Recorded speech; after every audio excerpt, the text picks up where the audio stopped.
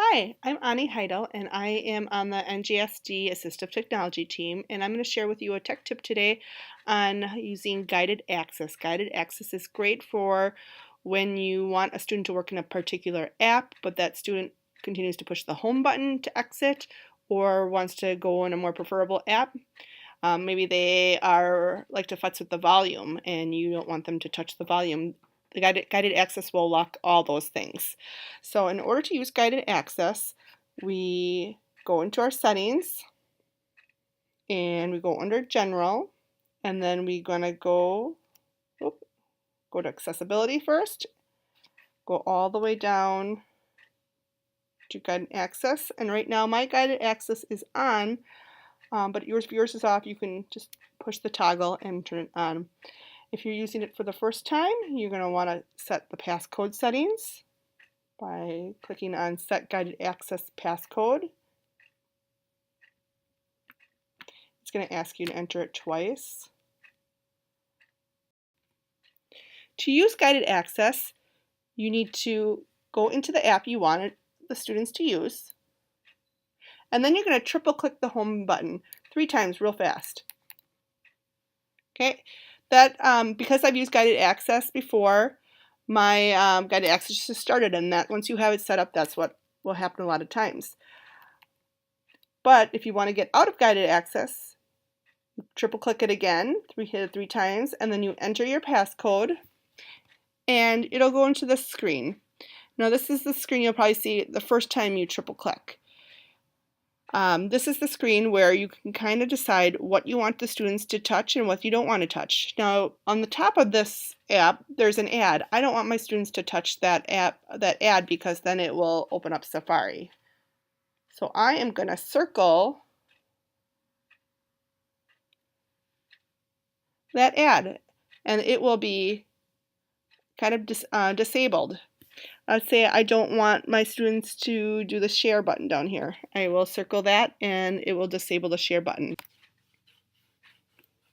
Another feature of guided access is the time limit option, which is at your lower right hand corner of your screen. It says time limit. You can click on time limit and you can set a timer for your student. And when the timer runs out, the whole screen will lock. This is great to help kids transition from a preferred activity to a non-preferred activity. In the middle, it's the toggle is for touch, which means it will basically lock the entire screen. So for example, if you just want your student to watch a movie and not touch anything, this might be an option for you. It will disable the entire screen from the touch. The hardware buttons allows you to choose what you want disabled and what you want enabled. Here's the sleep wake button on the side, on or off. So you can keep that. I usually keep everything off.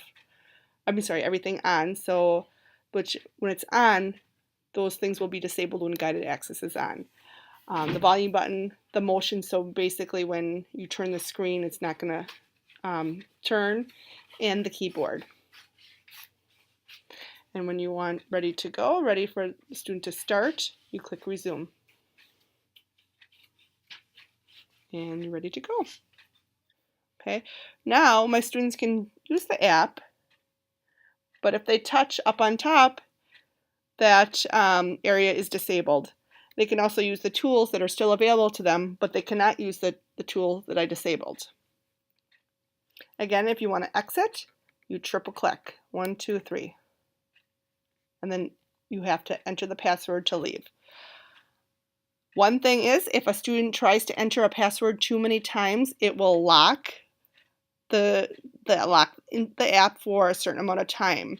The first time it will be short, maybe 10 seconds, but if the student continues to try to enter passwords, it will continue to add time, so that you don't want students playing with the passwords, because otherwise you're going to have to be waiting quite a long time to exit that app.